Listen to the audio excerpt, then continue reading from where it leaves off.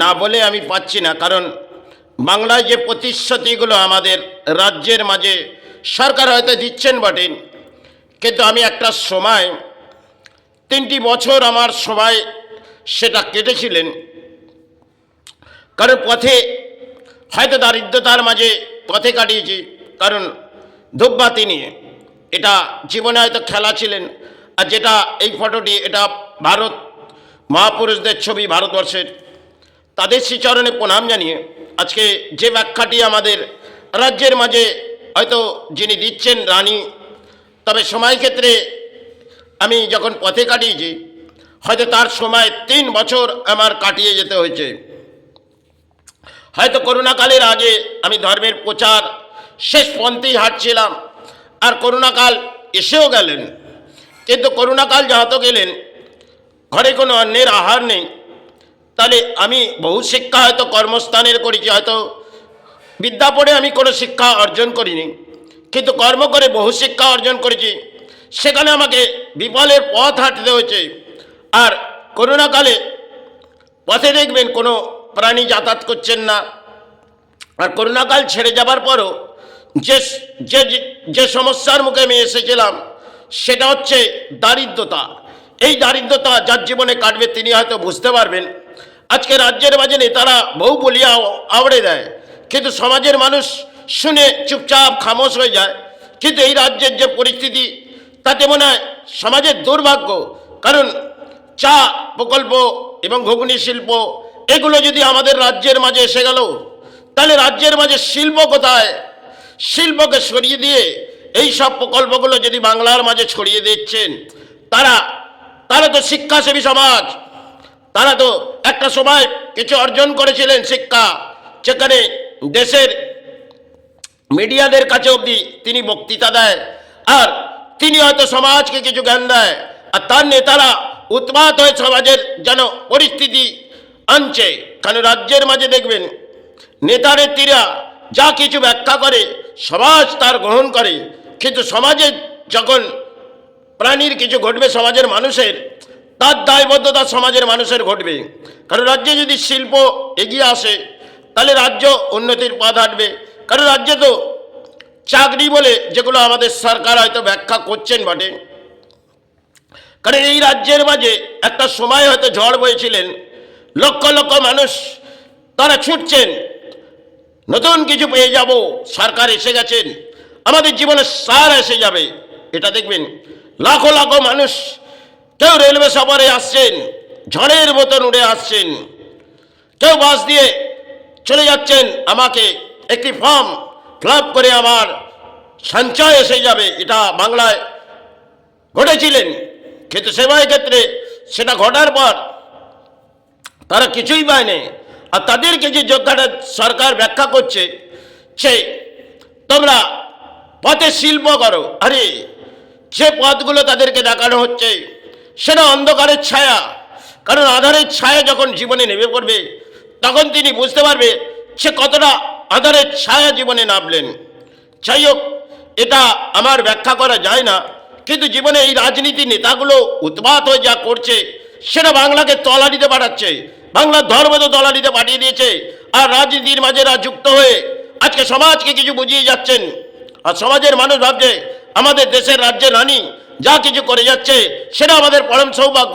একটি মন্দির করলে সেটা পরম সৌভাগ্য হয় না, কারণ মন্দিরটি হয়তো তারা সঞ্চয়ের জন্য করছে। রাজ্যের মাঝে আজকে দেখবেন মন্দির নিয়ে সঞ্চয়ের পরিস্থিতি হাঁটে। আর সেক্ষেত্রে আজকে দেখবেন একটি জগন্নাথ মন্দির হয়ে গেল, আমাদের জীবনে কিছু সাহারা হয়ে গেল। আর কিছু দুর্গাপুজোয় আমাদের রাজ্যের রানী নাম দিয়ে দিল, আমাদের জীবনের সাহারা হয়ে গেল। কিন্তু সাহারা জীবনে কাটাতে গেলে কিছু অর্থের প্রয়োজন। আর অর্থ হয়তো কর্মস্থান থাকলে অর্থ আসবে, হয়তো শিল্প থাকলে অর্থ আসবে। আর সন্তানরা আজকে চাকরির পেছনে ছুটছে, সেক্ষেত্রে সেগুলো পেলে তাদের অন্যের আহার আসবে। সেসব প্রকল্প ছেড়ে দাও। যদি একটা এই রাজ্যের মাঝে এই পরিস্থিতির মাঝে হাঁটছে, সেগুলো হচ্ছে পথে যাও। আরে পথে যদি গিয়ে দেখা যায় সে পথ দিয়ে আপনি বসলেন, সেখানে নিরুপায় হয়ে যেতে হবে। কারণ এক একটা জায়গায় দেখবেন সরকারের, সেখানে পৈতৃক সম্পত্তি হয়ে বসে আছেন, সেখানে আপনি কর্মস্থান করতে পারবেন না। আর যেখানেই আপনি কর্মস্থান করুন না কেন আপনাকে একটা দিক নির্ণয় করতে হবে। তাহলে সেই দিক নির্ণয় করলে আপনার কিছু হয়তো অর্থ আসবে, কিন্তু সেখানে যাবেন কোথা? সেটাও তো একটা প্রকৃতির অদ্ভুত খেলা। আপনি হয়তো জীবনে খেলার মাঝে খেলছেন, কিন্তু সেখানে হার জিত। আর সেখানে এই যে সরকারগুলো ব্যাখ্যা করছে, সেটা অসাধারণ ব্যাখ্যা এই কলির রাজ্যে হয়তো এরা প্রবেশ করে করছেন। কিন্তু এই পরিস্থিতিতে যে বাংলা তলানিতে চলে যাচ্ছে, কারণ ধর্মকে এরা তলানিতে পাঠিয়ে দিয়েছে। আর এরা রাজ্যের মাঝে যেটা ছড়িয়ে যাচ্ছে, ঘুগনি করো, শিল্প নিয়ে পথে যাও, এটা কোনো শিল্প? কারণ আমি 3টি বছর পথে ধূপবাতি নিয়ে দারিদ্রতার মাঝে কাটিয়েছি। বহু মানুষ ব্যাখ্যা করেছিলেন আপনি জুয়ার ঠেক করুন, কিন্তু এগুলো আমি কখনোই বেঁচে থাকাকালে করিনি আর করবো না। কারণ গরিব মানুষগুলোকে অর্থ লুটে এই মায়ের স্থানে নিয়ে আসবো, সেটা মনে হয় আমার জীবনে পরম দুর্ভাগ্য ছাড়া আর কিছু হবে না। হয়তো দুর্ভাগ্য করে ধর্ম করছি, সেই ধর্ম করতে গিয়ে যদি এই গরিবগুলো যারা এই জুয়ার মাঝে যুক্ত, সেগুলো করেছে কি? রাজ্যের মাঝে নেতারা, তাদের অর্থ আছে, তারাই সমাজের মানুষকে জুয়া খেলাচ্ছে। খেলো, তাতে আমার ঘরে সাহারা আসবে। এই তো নেতারা, তারা উন্মাদ হয়ে এই রাজ্যের পরিস্থিতিকে তলানিতে পাঠাচ্ছে। আরে যখন নিজের ঘরের সন্তান পথে বসবে, তখন তিনি বুঝতে পারবে, কারণ তার তো মনে হয় সন্তান নেই। আর যা কিছু আবড়ে যাচ্ছে সমাজের মধ্যবিত্ত আর গরিব মানুষের ওপরে, সেটা মনে হয় সমাজের দুর্ভাগ্য নামছে। কারণ এই রাজ্যের এই যে পরিস্থিতি, তাতে আমার ব্যাখ্যা দেওয়া যায় না, তবু আমি ধর্মের মাঝে ব্যাখ্যা দিলাম। কারণ সমাজ সেটা গ্রহণ করুক না করুক, আমি ধর্মের মাঝ থেকে ব্যাখ্যা করছি। হয়তো আমি কি তাদের সমাজ নয়, তারা বই পড়ে শিক্ষা অর্জন করেছে। আর এই সমাজের যে পরিস্থিতি, তাতে যে সন্তানদের মা, তার মাতৃ, তার পিতা অর্থ দিয়ে তাকে কিছু সঞ্চয় করে তাকে শিক্ষা অর্জন করাচ্ছে, আর সেই সন্তান গিয়ে যদি পথে কিছু নিয়ে বসে, সে কি বিক্রয় হবে? আর সেটা করণীয় তার কাজ, তার তো কাজ নয়। তিনি তো শিক্ষা অর্জন করছে, তাহলে কিছু চাকরি পাবে। আজকের তারিখে চাকরি হয়তো পেলে বাংলার সমাজের মানুষের সৌভাগ্য হবে, কিন্তু সে সমস্ত সেগুলোকে সরিয়ে দেওয়া হয়েছে। আসছে ঘুগনি শিল্প, চা শিল্প। আর এগুলো নিয়ে যদি আমাদের রাজ্যের রানী এই ব্যাখ্যাগুলো করে যায়, তাহলে অসাধারণ ব্যাখ্যা হয়তো রানী করছেন বটে, কারণ রাজ্যকে লুষ্ট করছে। কলির রাজ্যে হয়তো রানী প্রবেশ করেছে বহু সময়, আর রাজ্য লুষ্ট হয়ে পড়েছে, আর রাজ্য জাগবে না। কারণ যেই আসুক না কেন, এই রাজ্যের শিল্প সরে গেছে। আসছে হয়তো চা শিল্প, ঘুগনি শিল্প, এই সরকার যেগুলো প্রকল্প করে দিয়ে যাচ্ছে, সেগুলোকে রাজ্য চলবে। হয়তো নেতারা যে ব্যাখ্যা করছে, সমাজের কিছু মানুষ হেসে উড়িয়ে দিচ্ছে, যা রানী যে ব্যাখ্যা করেছে এটা আমাদের আত্মাবৃদ্ধির মাঝে লাগছে। এই ধরনের রানী হয়তো ব্যাখ্যা করছেন বটে, কিন্তু এটা আমার কিছু ব্যাখ্যা যেটা আমি রাজ্যকে দিচ্ছি, সেটা সমাজ গ্রহণ করুক না করুক। কিন্তু এই রাজ্যে যে আমি 3টি বছর কাটিয়েছি, তাতে জানি জীবনে কি ঝড় বয়ে এসছে। একটা ধর্মের মাঝে থেকে হয়তো বহু শিল্পর আমি কর্ম করেছি, কিন্তু সেই পথ থেকে আমাকে পথের দ্বারস্থ হতে দিয়েছিল। আজকে যদি রানী এই ব্যাখ্যাগুলো সাধারণ মানুষকে বোঝায়, সেটা তো সমাজের যারা শিক্ষাসেবী সমাজ, তাদের জীবনে কোথায় আঘাত লাগবে। আরে যখন আমি 3টি বছর পথে কাটিয়েছি হয়তো ধর্ম নিয়ে, তাতে আমার দুঃখের মাঝে, দারিদ্রতার মাঝে হয়তো সেবা চালাতে পারিনি। আজকে সেবা নিয়ে এরা উৎপাত হয়ে পড়ছে, কারণ কিছু দান দিয়ে নেই, সেবা চলুক। আরে এই যদি হয় একটা সময় দেবী দুর্গার আবির্ভাবে আমাকে পথের দ্বারস্থ করে জুলুম করা হয়েছিল, সেটা জমজুর থানার অঞ্চল। সেক্ষেত্রে হয়তো নীরব হয়ে লড়াই করেছিলাম, একটা মুসলিম সম্প্রদায়, তাদেরকে জয়ী করেছিলাম।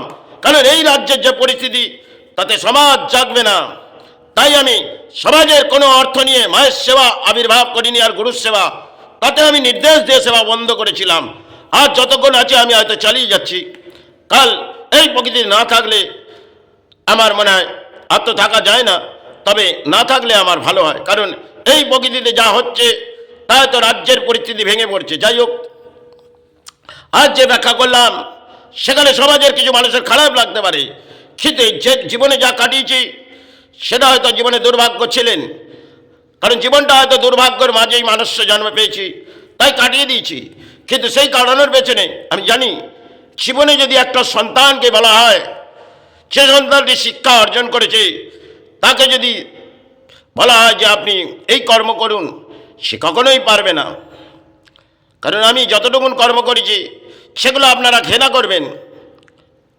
কারণ পথ থেকে মাটি নিয়ে হয়তো কিছু গোল্ডের কাজ করেছি, সেগুলো একটা ড্রেন থেকেও কাজ করেছি, কারণ জীবনে প্রাণী বেঁচে থাকার জন্যে। তাই সৎ কর্ম নিয়ে আমি করেছি।